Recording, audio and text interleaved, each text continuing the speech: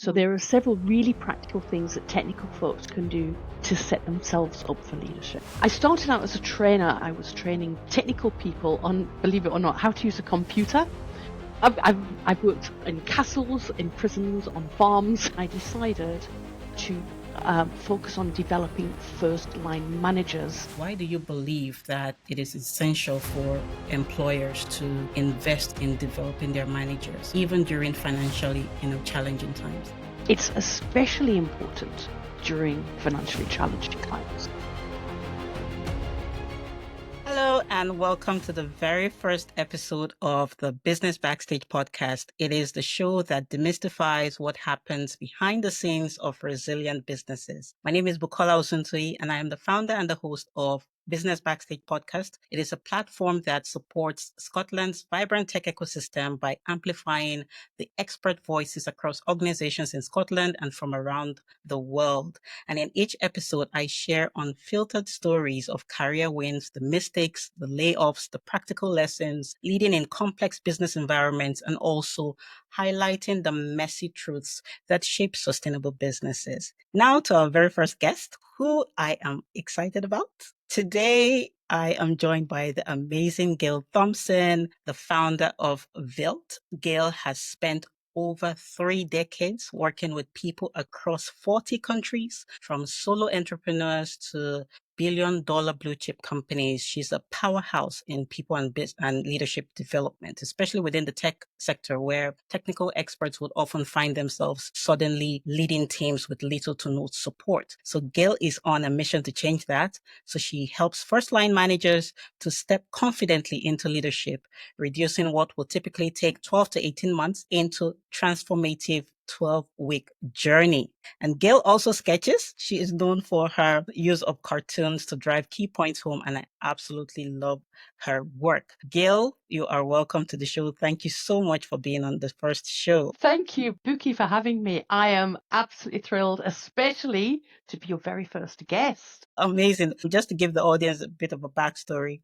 how I met Gayle was just a few months ago. I don't know, maybe 3 months ago or so. And it was at a networking event. It was the Women in Tech event. Yeah. So we sat on the same table. And after the event, people were exchanging contacts. And I just saw Gayle. She stood up and was smiling at people. So I walked up to her and I introduced myself. And she was so warm. It felt like I had known her like forever, and we were just, playing catch up, and then we got to take a selfie. I love that selfie. And I mean, the rest is history. And I thought she would be the perfect person to, feature as my first guest. So thank you so much for honoring that. Thank you, Buki. It's funny, isn't it, when we meet somebody, even virtually, because obviously I work virtually and my whole life is virtual. So it's very rare for me to actually, go to an in-person event. But it's so strange how we can meet somebody and we just feel that instant connection and that warmth. And this is a friend, not just somebody I've just met.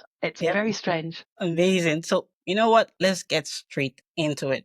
So I would like to know, how did your journey into people and leadership development begin? Was this always the path that you envisioned for yourself, or was there a light bulb moment, that set everything in motion? So I started out as a trainer. I was working for the Council for Scientific and Industrial Research in South Africa. It's a government organisation. And I was working with a lot of scientists and engineers. And that's when I first started doing training. I was training technical people on, believe it or not, how to use a computer, because this was the 1990s and nobody knew how to use them. So that's how I started. So I started off doing Microsoft things. But as a trainer, you tend to kind of move around, segue into stuff, especially when you're employed at an organization. So I was employed at a college. I was employed in the third sector, the charity sector. I worked in criminal justice for a long time, about 10 or 15 years in criminal justice. And for the past several years, I've moved back to the technical industries. So I've worked in castles, in prisons, on farms, surrounded by sheep. It's been quite a journey. And I think a lot of trainers are like this. And when you get to a stage in your career where you think, oh my gosh, I'm exhausted, I'm doing all of this stuff. And every time somebody says, can you do such and such? A trainer will go, yes, I can do that, because we can. But sometimes you've got to stop and go, but should I? Shouldn't I rather specialize in something? And I took a little while to think about what I'm offering people, what type of training I really enjoyed, what type of training I think makes a big impact on the world. And I decided to focus on developing first line managers. And I decided to focus on the tech industry because who doesn't love tech?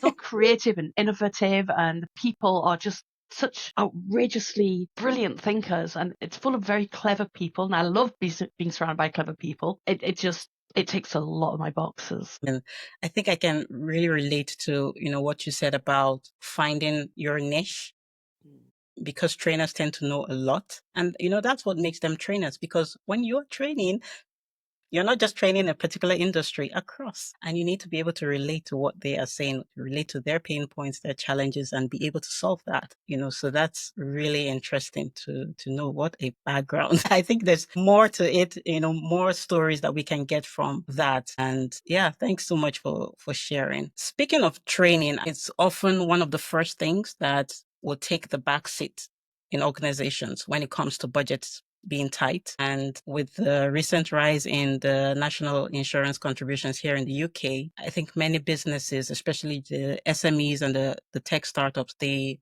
would feel that pressure, across payroll and profits. And I think that could potentially impact the job creation. So in light of that, why do you believe that it is essential for employers to invest in developing their managers, even during financially, challenging times? I think that it's especially important during financially challenging times. Hmm. Let me explain why. If you have somebody that is doing a job for you at, say, £40,000 a year, let's say that's their salary, and they're in a managerial position, and let's say they've been in that position for 3 months, they're overwhelmed of going, I can't hack this, and they leave, how much is it going to cost you to replace them? There's not just the cost of replacement, your recruitment, your onboarding, your training. You've got to wait for that person to upskill enough to actually perfectly step into the shoes of the person that left. But the person that left, 9 times out of 10 in the tech industry, they're going to go to your competitors. So you're losing not just the skills, you're losing your market share. And when you look at the whole cost of that combined, I did a post actually on LinkedIn recently because somebody I knew had that exact same problem. This was in the States. He was on $120,000 a year. It cost them over $250,000 to replace him. Yeah, that was that whole knock-on effect. And when you think about, well, we don't have the budget to train, that's all very well, but if you don't do it, it's going to be even worse a little further down the line. And it's not going to be 2, 3, 4 years down the line. It'll be 2, 3, 4 months down the line. So it's better to just make the investment now if you can, because the ROI on this is clear, very, very clear. That's true. And the thing with being managers or trainers is that most of the time you'd have to defend, why training is important. You'd have to propose to your manager or to the CEO, to maybe increase the budget or introduce a new budget for training. What would be your strategy for managers who see the need for training but are facing a difficult time having to convince their line managers, about making the budget available for trainings? The whole convince your boss thing is a challenge. And for anybody that wants to talk to me about that, I'm more than happy to have an open conversation about how you do this. But you have to make a business case for it. And the business case, as I say, is not just that financial ROI on, well, if I leave, how much is it going to cost you to replace me? It's about the fact that you've taken your skills to the competitor. Yes, it is that. But also, if you have good managers who know what they're doing and are confident and competent at what they're doing, it means that their teams become happier, more productive. They have psychological safety, so they become more innovative. And we need innovation in tech, don't we? So it's all about, yes, there's a business case for it in terms of money and numbers, but there's also a business case for it in terms of creativity and innovation. Dare I use the word blue sky thinking? And also it's, if people aren't developed, they will go somewhere who is going to invest in their development. I see this in so many companies. I do onboarding as well for some tech companies. And it's amazing how many I'll say, why did you join this company? And most of the time, it's not the money. It's the career opportunities. It's the development. It's how much they invest in their people. I think as people progress in their career, they tend to have different needs for different reasons that they joined the organization. Maybe at the start of it, it could be money, but as people progress, it tends to change. It could be training, it could be purpose, different things. And I think the organization needs to recognize that and come up with strategies around that to retain employees. Amazing. So I want us to talk about some of the warning signs, and this is particularly for tech startups. They tend to scale really fast, but not necessarily with the right structure. So when it comes to management, what would you say are the early warning signs that a startup is scaling without the right management layers in place? First, let me give you a statistic here. In the UK, 82% of new managers are never trained, ever. 82? 82%. It is mind-blowing. So 82% of people in new roles where they might have been hired for something technical, and now they have to develop these people skills and they're just left to drown. So I think the biggest mistake is just promoting someone and then just expecting them to magically know what to do. So no proper training, no guidance. That is a recipe for disaster. And then there's also the whole too much too soon thing. New managers are still trying to find their feet. They're already being loaded up with a million expectations. They often feel like they're completely on their own with nobody to turn to for advice. And particularly in tech startups, the focus is so heavily on the tech side of things that the people management side gets completely forgotten. But at the end of the day, it's the people who build the tech. Very true. 82, that is quite high. I know, it's crazy. So if you want to be in the top 20% in your industry, all you have to do is invest in your first line managers and you're already so much more ahead than everybody else. You know what? I think it makes sense. That's statistics because for myself, I've also worked with startups for, over a decade now. And I know, especially working in the operations where you are the one who is, starting the business and helping to expand operations, there's hardly ever training unless you insist and, you try to make that happen. And it was because of that I somehow became a trainer. Yeah, I had to, learn that skill and start to train people. And I also worked in organizations where, the leaders would hire incompetent people. And let's talk about that. So I have seen, especially with, small companies, startups, you tend to find business owners hiring people, putting them in managerial positions because they are either cousins or, brothers without necessarily having the right skills or the competence to lead. What are your thoughts on that? Well, it's crazy, isn't it? There has to be a better way. And, I'm not of the opinion that you shouldn't be hiring your brother or your cousin, but they should definitely have the skills. Otherwise, you're going to have good people leaving, teams not pulling their weight, and ultimately the business is going to suffer. And your job as a CEO or a founder or operations, your job is to make that business thrive. So you have to address this. Otherwise, the business is going to fail and you along with it. And while I'm not a great believer in using the term fail, because I always think that it stands for first attempt in learning,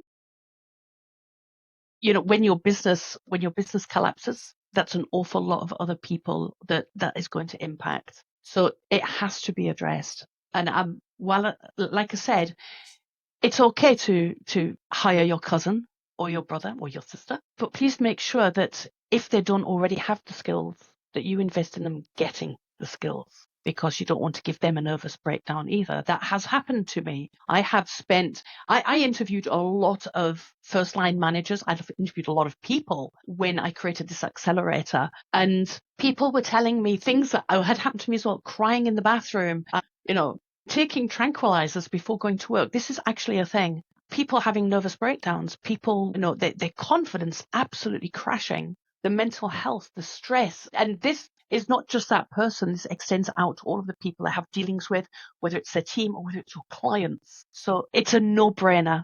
Yeah. Yeah. It's essential. It's essential. So I want us to move to the practical aspect of this. When I work with tech startups, one of the first things that I always look at is how competent are the people that are leading the different teams? And is there any plan for succession if anything happens with this talent that we have here, especially in the technical teams? And so that in startups, there's often that pressure to hire fast, and just living things, just we'll figure things out later. So what are some of those practical ways to build a pipeline of future leaders internally, even when the resources are tight? I'm actually really glad that you asked that, because there are a lot of different things that people can do without having to spend an awful lot of money. And I'm a great believer in start where you are and work with what you've got. So there are several really practical things that technical folks can do to set themselves up for leadership. So first of all, it's about actively seeking out opportunities to lead. So even without the official title, I always say you can still be a leader even if you're not a manager. So you can volunteer to take the reins on a project. You can organize a team initiative. It's a great way to practice those leadership muscles in a lower stakes environment. Also consider mentoring or coaching others, because sharing your expertise, helping others to develop themselves is a fantastic way to build leadership skills.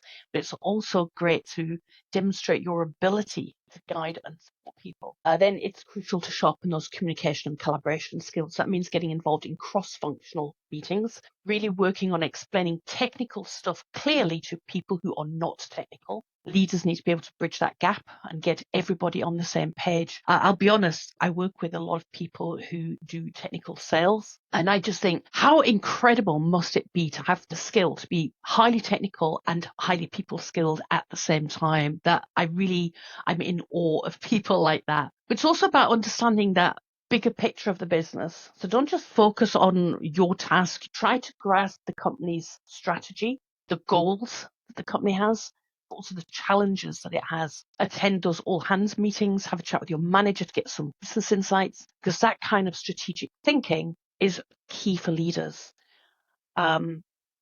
Building relationships is another one. So make an effort to connect with people in other departments, join those company social events, because leaders need to be able to influence people all across the organization. It gets you known. Your presence, your engagement in things is part of your professional brand. This is one of my key things I'm always saying to people. People will remember you when something comes up that you might be interested in. But mostly, always be learning, always be growing, ask for feedback regularly, actively seek out ways to improve your skills. Think about how you best learn, see what support someone can give you, and think about what skills you might need. I love that response. You know what? I've noticed something on LinkedIn. Quite a number of my connection requests, for some reason, come from software developers and the engineers. I don't know. I think it's because I've been in the tech space for quite some time. So this question really is for them. What I have noticed, though, is that once we connect on LinkedIn, I rarely see them post anything, apart from their occasional job updates. Like, I'm excited to announce, but at the same time, it's not surprising to me, because as head of operations, I usually work with cross-functional teams, and I would often see, for instance, the marketing team, the product teams, those ones are more vocal. They're more involved in shaping business strategy. Meanwhile, the engineers, the software developers, they just prefer to focus quietly on their work, which really is totally understandable, because when you're coding and all of that, you need your quiet space. But then I think that when it comes to career progression, staying in a pure individual contributor role, I think that it can limit your opportunities. And now, with the advancement of AI, we tend to see more people in the tech space founding their own companies without having the necessary managerial skills to manage a team, let alone a company.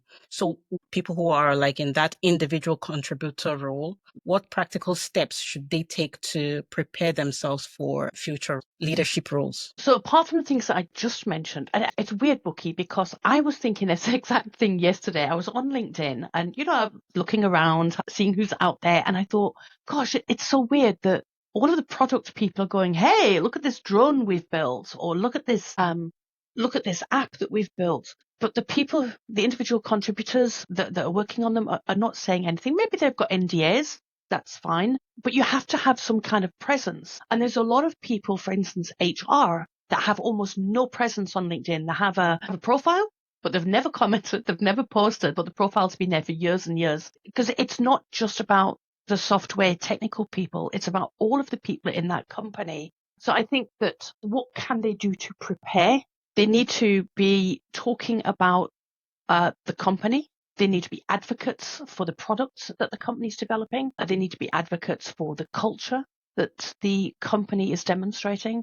They have to be advocates for the teams that they're part of. And it doesn't have to be a massive formal thing, but founders especially need to lead by example here. They need to be encouraging everybody to be talking about their product. There are some companies that I follow, technical companies, on LinkedIn, where everybody in the company seems to be talking about what they're doing. Mhm. And obviously, without giving away any intellectual property or anything like that. And as you say, marketers are very, very good at this. But the people that tend to sit in the background, they're not doing this. And I just think it's such a shame, because if I wanted to employ somebody, the first thing I'm going to do is go and look at your LinkedIn profile. And if you just have your profile there and you're not saying about things that you're doing in the community, any mentoring that you're doing, any leading that you're doing that's maybe not official, maybe you're a leader in the Boy Scouts, who knows? But if I don't see that, I don't feel that connection with you. And Buki, you and I started off this podcast talking about how important connection is, and how knowing somebody. I went on LinkedIn yesterday, and there was a CEO of a company that's on a board for Dogs for the Disabled. And I went, oh my gosh, how awesome is this guy? And they're also a sponsor for motor racing. And I went, this guy is so cool. This is somebody I want to work with. But if there's somebody there and I don't know anything about them, it leaves you cold. Yeah, absolutely. It just takes me back to the first tech company that I worked in, which was an e-commerce company, the largest conga in Nigeria. And I was preparing for the interview. And of course, I decided to do research about the founder. And I went on the internet and I saw he was being interviewed on CNN. And the way he spoke about his vision for the company, about the team, I just immediately said, this is the kind of company that I want to work with.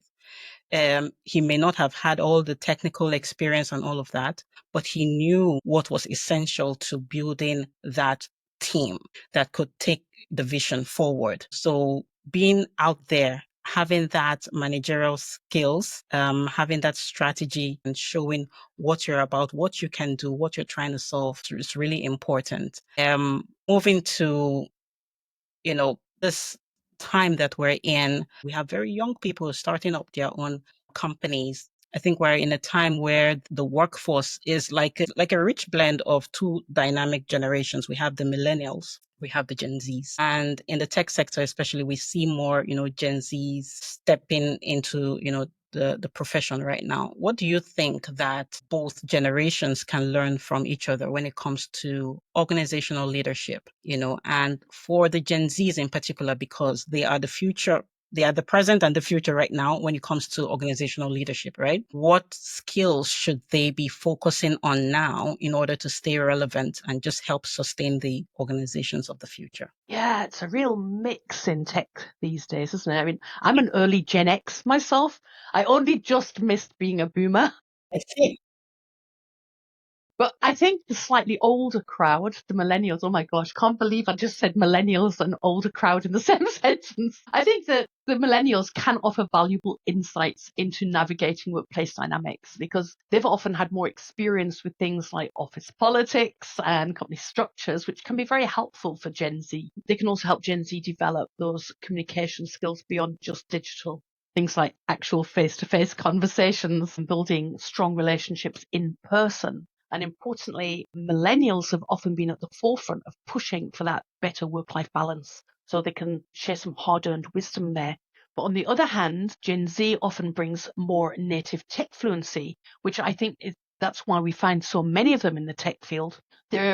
They have fresh ideas, are often really quick to pick up new tools. They can help the older generations, like me, see how to use tech to work smarter. They also tend to be very purpose-driven. And I think they encourage everybody to think more about the company's impact, especially on the planet.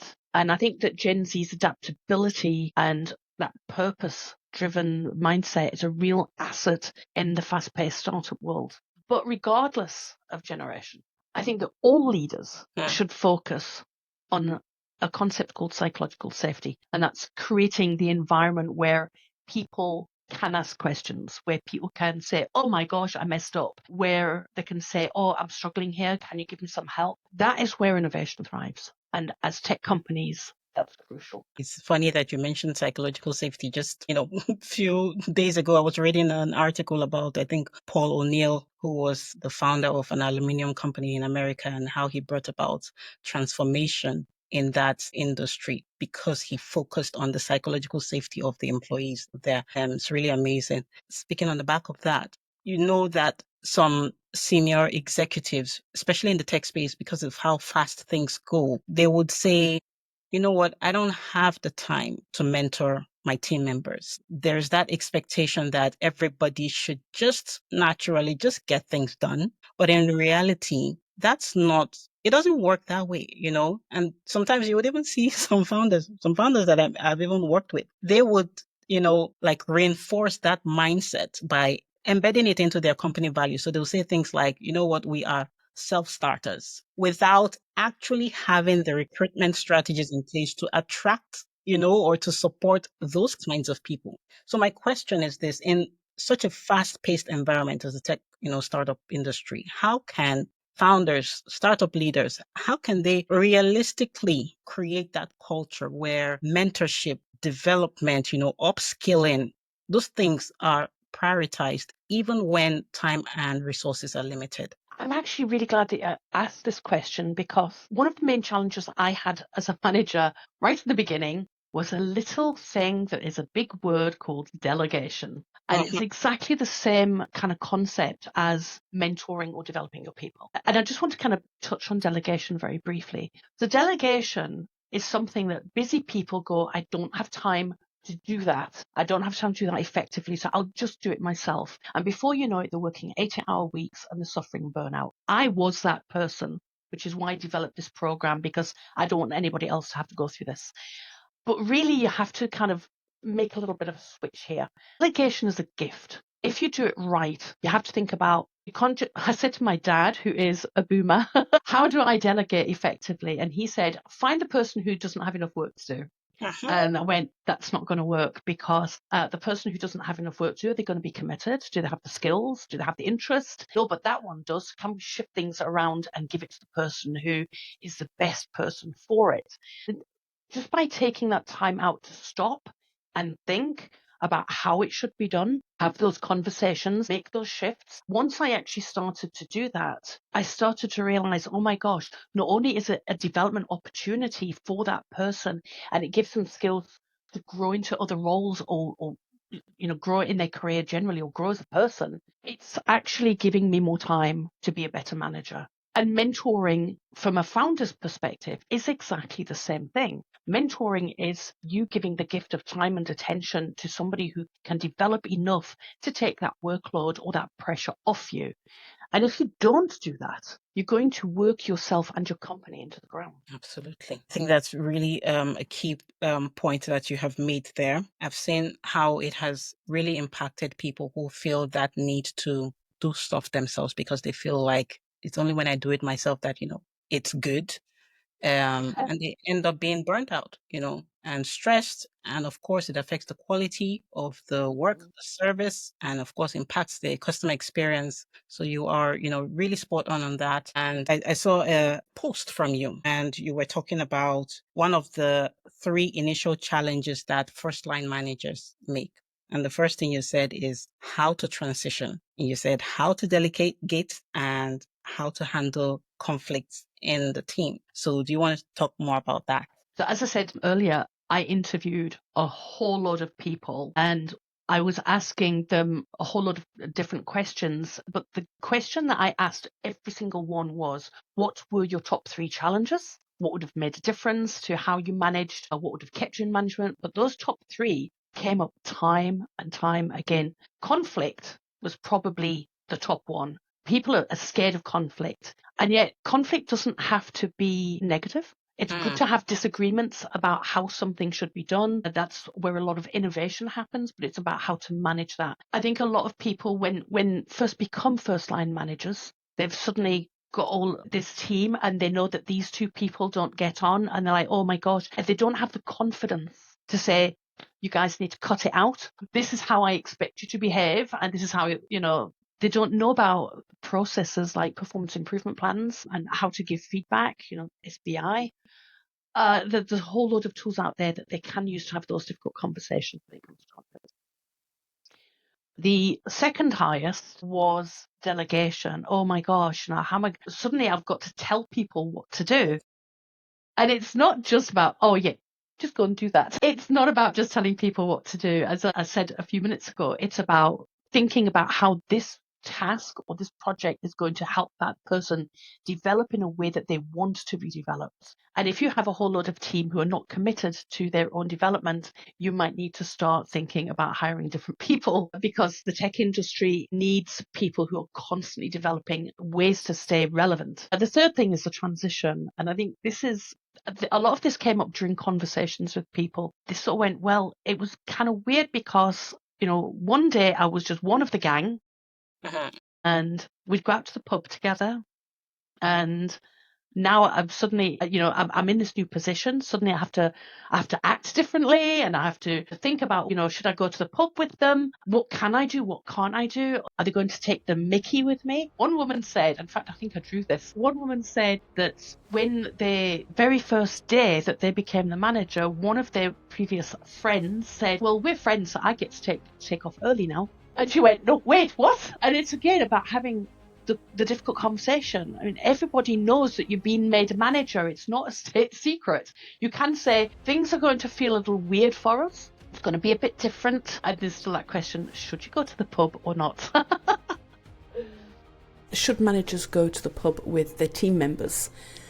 Sorry to say, but it depends. It depends on the company culture, the individual people, and how it's managed.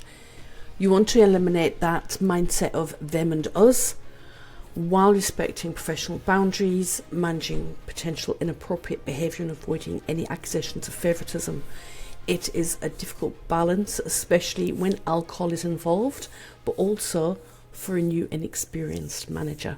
Okay, so that's so good. Now I want to move over to your company, VILT. Gail has developed a first-line manager accelerator, and that helps to transition team members into people managers. And I want you to tell us what the VILT stands for and what's your accelerator program about? So VILT is actually a buzzword in virtual training, in learning and development. VILT actually stands for Virtual Instructor-Led Training. But to me, it stands for Virtual Intelligent Leadership Transformation. Amazing. So, Bookie, you did not know this about me. So the 12-week accelerator is all about getting those new managers up to speed quickly and giving them the support they need to do this. So unlike other programs like ILM, I did the ILM, or apprenticeships, this program provides a substantial amount of personalized one-to-one support and mentoring. Because when I did the ILM, it took me a year to do. And delegation was one of the last ones that I did. I was like, I need to learn how to delegate now. So because we need to be able to address our own particular challenges as humans, we need that constant feedback so that we can learn and develop faster, better. So when I did the ILM, I said to my tutor, we had a little workshop once a month. Then we had to put in an assignment. It was like a case study. We had to look at something that was happening in our work and create a case study. And when I got feedback, the feedback was basically how my case study had ticked all of the academic boxes. And I said, well, can you give me feedback on how I did? The actual task. Oh, no, we don't do that. And I went, this is ridiculous. How do I know if I'm doing well as a manager? So that's when I developed mine. I thought, what are all of the things that I would have needed that I didn't get when I was doing my own qualifications, and when I was trying to develop myself, because we've all got all of those unread books where you go, oh, that'll help solve my problem, and you get partway through it and then it gets left on the bookshelf. We've all done that. Half-watched YouTube videos, we've all done that. So if you think about the accelerator as a clear, structured guide through all of those top challenges. So there are 15 short modules over the 12 weeks. We have a weekly 2.5-hour virtual workshop. We have a stretch assignment to practice in real life. We release you into the wild, go and try it out. Then we have a personal one-to-one to say what came up for you, what challenges did you have, did it work well for you, do we need to change the tool? And I think it's those one-to-ones that are going to be really, really vital, because that's where people can take it, try it, and iterate and adapt and overcome. Also, when people first join, they have a one-to-one with me where we address their initial immediate challenge, because 15 short modules, they could be joining on week 4. We have a rolling start, so they could be joining on week 4, and I might have done delegation on week 3, and that might be something that they really need. They don't want to wait 12 weeks for that, so they'll have a one-to-one with me where I say, right, what's coming up?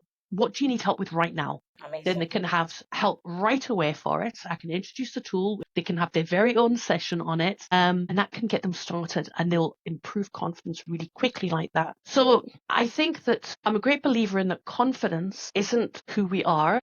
It's what we do. And confidence is all about the doing. Who we are, that self-esteem, that's a completely different thing. But the amount of one-to-one support to work through those challenges and processes and resources, they will have resources as well. They'll have workbooks so that they can reflect. And I think that will improve their competence and confidence, and it keeps the skills sharp. Amazing. I really love, the part of that confidence and the fact that you tied it to doing, because it really makes sense. I think in a time where right now a lot of people are depending for their managerial positions, their execution, they're depending on what they find on the internet, what GPT can give to them. Yes, you can maybe put things on paper, but when it comes to actually doing the work, you wouldn't have the confidence to do it because you don't really have the experience. You haven't done it yourself. So of course, this training will be really helpful for line managers, people who are trying to get into becoming managers in the future. And that's absolutely amazing what you're doing and the problems that you're solving. I can really relate to that because I know there are lots of people who come to me to say, Buki, people that I have managed in the past, I'm having this challenge. What should I do? Oh, Buki, you made a video about this some time ago. Can you share the link for me? So having a program like this, an accelerator program, I think it just solves all of that, problems for people, and it touches on different aspects of management. So guys, you need to contact Gail about it. Before the end of the show, she will share her contact anyway.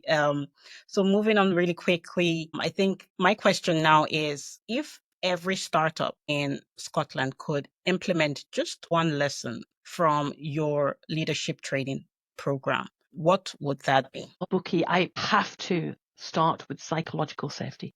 I think that it is the basis for everything. It is the basis for the business. It is the basis for the people. It's the basis for the innovation. When you have psychological safety, your people are happier. They're more confident. Tough parts of the job feel less scary. They learn how to deal with problems in helpful ways. They learn to have each other's backs. They get better at talking and connecting. The team starts working better. Everything's more efficient, more engaged, more innovative. The thing about psychological safety is that is a concept that can be applied to any business, but it can also be applied to any community. So whether that community is a family, a village, a multinational, multi-billion blue tech company, psychological safety, I feel, is where it all starts. Thanks so much for that. I want to move now to maybe the messy bit or the secret. That's what Business Backstage is all about. We are all about revealing anything that can help the audience with progressing in their careers and helping businesses become more sustainable. So, Gail, what is that thing that is not so glamorous about your career journey that has made you who you are today? But we don't really get to see that on LinkedIn. Oh, this is such an awesome question, but also terrifying.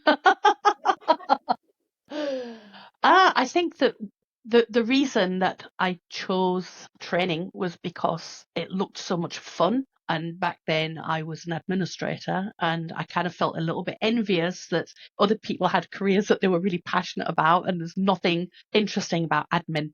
Trust me on this. The reason that I decided to niche down into the management thing was because I was a terrible manager. I've always been very good at my job. And that is why, and a lot of people here, I think, will relate to this. You get really, really good at your job, and people go, oh, Gail's a superstar. Let's make her in charge of all of these other people. And suddenly it's a completely different skill set, and you feel like you're drowning and you're stressing out. And you can start to exhibit those horrible behaviors like, being a control freak, being a workaholic. I'm still in recovery from that, by the way. So that is why I decided to do that, because I didn't want other people to be crying in the flipping bathroom. And I also didn't want other people to have those toxic bosses that are, quite a lot of them are toxic because they're stressed, overworked, feeling out of control, etc. That's kind of the less glamorous part. Obviously, I spent several years working in prisons. Oh. I have stories. That was messy. It was stressful. I think that for me personally, it wasn't the prisoners that made life stressful and difficult. Some of the people that were in charge that made things difficult for me personally. And that's not something that I would normally write on LinkedIn, you're right. But I think that it has helped me to be a lot more empathetic towards people that are suffering from toxic environments, from bad management, from stressful situations, having to deal with challenging personalities, having to deal with conflict. The ability to de-escalate a situation cannot be underestimated, but you wouldn't have to de-escalate and deal with all of that stuff if you had the psychological safety and if you had the skills and tools for things like delegating and handling conflict, etc. My last stint in management, I was a top manager at first when I was in my early 20s, but my last stint in management, I was in management for several years, and we had an amazing team. We had people from all different countries, all different backgrounds, all different religions and orientations and everything, and everybody had each other's backs. People come in and go, do you have any jobs for me?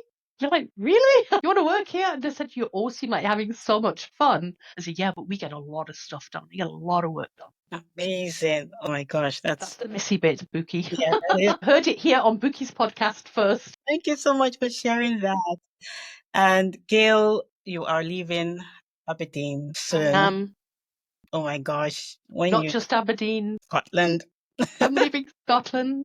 Tell us about it, anything you would want to say, and what your advice is for the Aberdeen tech community, who I believe is going to miss you so much. What advice do you have for us? Well, so I grew up in South Africa. I grew up in Johannesburg. At one stage, it was known as the crime capital of the world. It's probably still pretty high up there. I moved to Scotland in 2000. I came for 2 years. It's now been 24.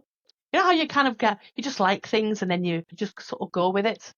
And then a few years back, I thought, I need a change. I need something new. Looked at a few options, but I'm a lady of a certain age. There's not going to be any visa for me. And of course, Brexit had happened. So, that was going to be difficult. And then my Scottish fiance and I went to South Africa. My family lives in Cape Town, just for a holiday because I was feeling very, very homesick. And he said, we should move here. And I went, what? You're going to move to Africa? What's wrong with you? But yeah, it's now a couple of years later. We've sold up. We've got his visa because I don't need one. And we're off in a couple of weeks. And I will desperately miss the people like yourselves, Buki. But, we're in a virtual world now. I mean, you and I are doing this virtually, even though we're in the same city. There's virtual coffees. All of my training is virtual, which is amazing. All over the world, like you said, over 40 countries in the last several years. But I'm very, very, very much looking forward to being near my family and being in the beautiful mother city, we call it, of Cape Town. I'm not looking forward to the crazy weather because it's going to be either beautiful days or it's going to be lots of wind. Or both. I'm looking forward to watching the rugby and having lunch at the wine farms. Amazing. Honestly, I cannot wait. It's like I've been working towards this for 2 years now, and suddenly it's 2 weeks away, and I'm like, oh gosh, suddenly it's real. What advice would I give tech people in Aberdeen, oh my gosh, keep doing what you're doing. You know, we have the One Tech Hub in School Hill. Buki will always be there. There's some amazing people. They have Women in Tech Aberdeen. They have Unfiltered, Codebase, Barclays Eagle Labs. There is just so much that you're doing. And if any of you are in the tech industry, you need to be speaking to the people at One Tech Hub, because the energy that you find there is unreal. I always come out of there going, oh my gosh, it's a great environment. You get offered tea, and they have decaf, which is amazing. And pastries and sandwiches, you know, do go. Amazing. Thank you so much, Gail. And we're going to miss you so much. But like you said, it's virtual, and I know your post, we'll still be seeing your post on LinkedIn. How can people contact you? Oh, well, they can email me at Gayle, that's Gayle, at VILT, that's VILT, so that's virtual. Yeah.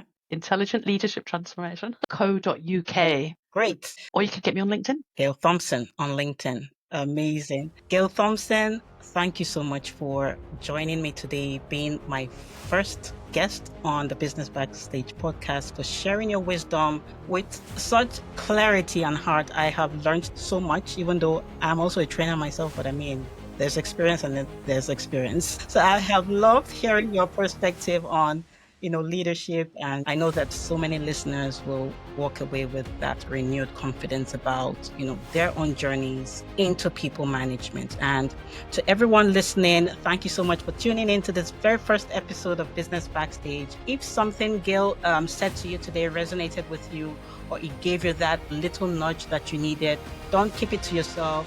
Share the episode, tag us, and let's keep that conversation going. Business Backstage is all about pulling back the curtains to reveal the real work, the real people, and the real lessons behind resilient businesses. And we're only just getting started. I am Bukola Osuntuyi, and I'll see you in the next episode. Until then, take care.